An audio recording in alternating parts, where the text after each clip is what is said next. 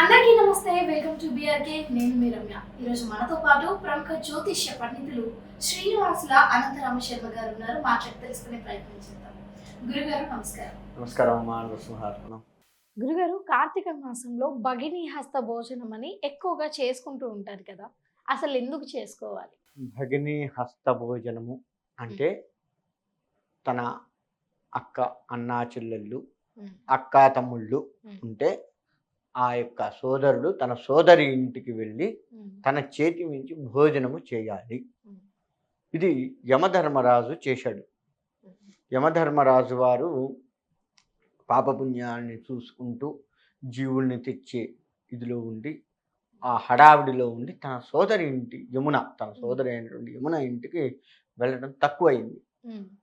చాలా కాలం అయింది కదా అని తన సోదరి ఇంటికి వెళ్ళాడు. తన అన్న వచ్చాడు అని చెప్పేసి ఎంతో ప్రేమతో అన్నని ఇన్నాళ్ళకు చూశాను అని చిన్నప్పటి నుంచి ఉన్న ప్రేమ మొత్తం కూడా కట్టుకొని తన అన్నతో ఎంతో సంతోషముగా నవ్వుతూ, అన్నయ్య ఈరోజు మా ఇంట్లో భోజనం చెయ్యంటే సరే అమ్మా చేస్తాను అని చెప్పేసి యముడు కూడా అన్నాడు.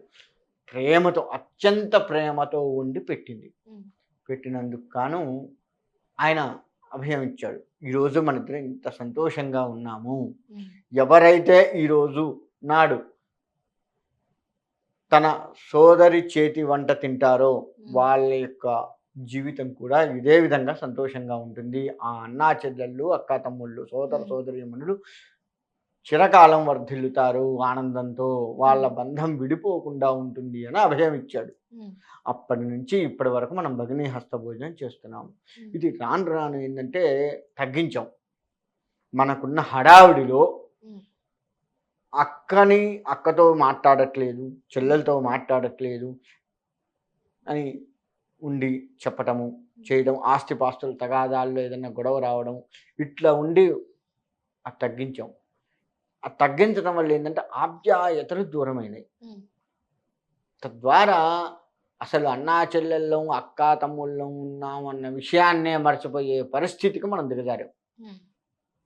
చెల్లి ఎప్పుడు అక్క కానీ చెల్లె కానీ తన ఇంటికి వచ్చింది అంటే, లేదు మనం తన ఇంటికి పోయాము అంటే ఆ చెల్లి ఇప్పుడు మన ఇంటికి వచ్చిందంటే లక్ష్మీదేవి మన ఇంటికి వచ్చినట్టే. మనం వెళ్ళి చెల్లెల్ని అక్కని మనసారా పలకరించాము, ఒక పూట వాళ్ళతో ఉన్నాము అంటే ఆమె పడిన ఆనందం ఏదైతే ఉందో ఆ ఆనందం లక్ష్మీ రూపంలో ఇతని దగ్గరకు వస్తుంది. లక్ష్మీదేవి ఆ ఆనందం రూపంలో ఆమె పడి ఆనంద బాష్పాలు కూడా వస్తాయి వాళ్ళకి, కలవ కలిసి. అది ఈ సోదరుడి ఇంటికి లక్ష్మీ రూపంలో వచ్చేస్తుంది ఆ ఆనందం కూడా. ఇది కావాల్సింది. మనకి లక్ష్మీ పూజలు చేస్తూ ఉన్నాము కానీ తన సోదరిని సంతోషపెట్టడం అనేది మర్చిపోయాం. కాబట్టి ప్రజలందరికీ నేను చెప్పే విన్నపం ఒకటే, ఎన్ని తగాదాలు ఉండని కాక, ఎంత గొడవలు ఉన్నాయి, అది అంతవరకే. ఆ సోదరీమణులకి ఎన్ని గొడవలున్నా, ఎటువంటి గొడవలున్నా ఆ కాసేపటి వరకే. అది అయిందా, ఆ గొడవ తీరిందా, జరిగిందేదో జరిగింది అని చెప్పేసి ఇద్దరు కలిసిమెలిసి ఉండాలి.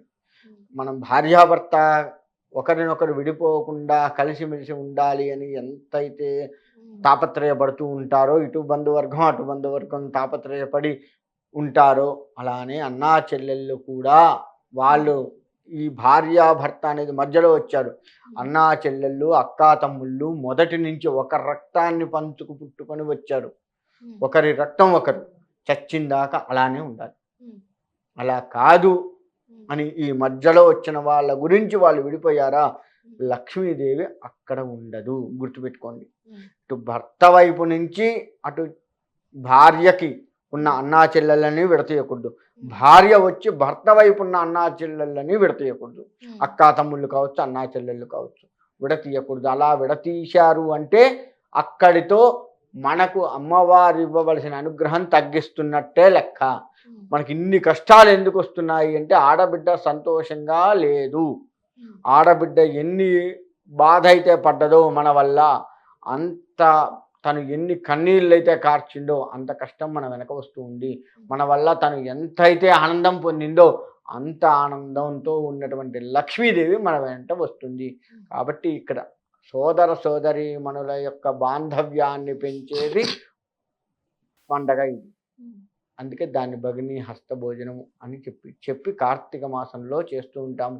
కార్తీక మాసం మొత్తం కూడా ఇటు శివుడు అటు కేశవుడు ఇద్దరు కలిసి ఉండి చేసేటువంటి మాసము. అటువంటి మాసంలో యమధర్మరాజు వెళ్ళి తన సోదరుని పలకరించి తన ఆనందానికి కారణమయ్యాడు అంటే ఇక్కడ లక్ష్మీప్రదం కూడా కలిసి ఉన్నటువంటి మాసము. కాబట్టి ఈ రోజు నుంచి ఇంకా ఎప్పుడూ కూడా వాళ్ళు అన్యోన్యంగా ఉండాలి.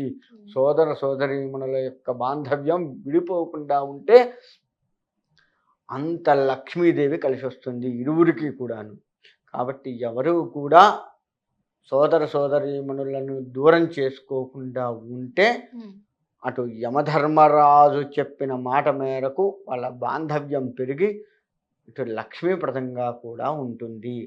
కాబట్టి ఎన్ని పరిస్థితులు ఉండని, ఎట్లాంటి పరిస్థితులు ఎన్ని పనులు ఉండని, ఈ భగినీ హస్త భోజనం రోజు తన సోదరి ఇంటికి వెళ్ళి భోజనము చేసి తనకు తోచింది చీర ఏదో తన శక్తి కొలది పెట్టి తనని ఆనందింప చేయడం అనేది మనకు అనాది నుంచి వస్తున్న ఆచారం. ఈ ఆచారాన్ని దయచేసి పోగొట్టుకొని చేసుకోకండి. లక్ష్మీప్రదాన్ని ఈ ఆచారం పోగొట్టుకున్నాము అంటే లక్ష్మీప్రదాన్ని పోగొట్టుకున్నట్టే లెక్క. కాబట్టి అది గమనించుకుంటూ ఉండండి. భగినీ హస్తభోజనం అంత గొప్పది. ఈ ఆచారాన్ని పాటిస్తూ ఉంటే అందరికీ మంచిది. గురుగారు, చిన్న సందేహం. ఇప్పుడు భగిని హస్త భోజనం అంటే యమధర్మరాజు సిస్టర్ గురుగారు? భగిని అంటే చెల్లెలు లేదా అక్క అని అర్థం వస్తుంది. Okay okay. సో హస్త భోజనం అంటే తన చేతి వంట తినడము. సో ఇంకో సందేహం ఏంటి అంటే ఇప్పుడు సిస్టర్స్ అండ్ బ్రదర్స్ ఈ మధ్య కాలంలో మీరు చెప్పినట్టుగా తగాదాలకు గురవుతున్నారు. సొంత అక్క చెల్లెలే చేసుకోవాలా, అన్న చెల్లెలే చేసుకోవాలా, లేకపోతే ఇప్పుడు పెద్దమ్మ వాళ్ళ పెద్దనాన్న వాళ్ళ కూడా ఉంటారు కదా? ఎట్లా చేసుకున్నా చేసుకోవచ్చు. సొంత అక్క తమ్ముళ్ళు కానీ అన్నా చెల్లెళ్ళు సొంతం వాళ్ళు ఉంటే వాళ్ళతో చేసుకోవచ్చు. వాళ్ళు ఎవరు లేరు అనుకుంటే పెదనాన్న కూతుర్లు ఎవరితో అయినా కానీ తన యొక్క బాంధవ్యాన్ని పెంచుకోవచ్చు. వాళ్ళు కానీ చెల్లెళ్ళే కదా, అక్కలే కదా పెదనాన్న చిన్నమ్మ కూతుర్లు అంటే. కాబట్టి వాళ్ళతో నీవు సొంతం వాళ్ళు లేకపోతే వాళ్ళతో వెళ్ళి వాళ్ళ చేతి వంట తిన్నా వాళ్ళ ఆనందపడతారు కదా. ఆ ఆనందం కూడా మనకు మంచిదే కదా. ఆడపిల్ల అంటేనే లక్ష్మీప్రదము. ఆ లక్ష్మీప్రదాన్ని మనం నిలబెట్టుకోవాలి. ఓకే గురుగారు, ధన్యవాదాలు. మంచిదండి. శుభహార్పణ.